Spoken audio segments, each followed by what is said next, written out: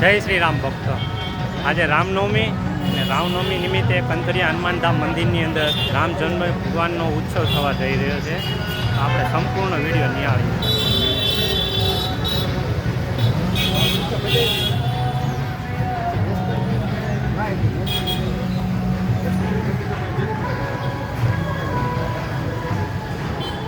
અહીંયા પ્રભુ શ્રી રામ લક્ષ્મણ જાનકી જય બોલો હનુમાનથી દરેક બાળ સ્વરૂપની તસવીરો મૂકવામાં આવી છે.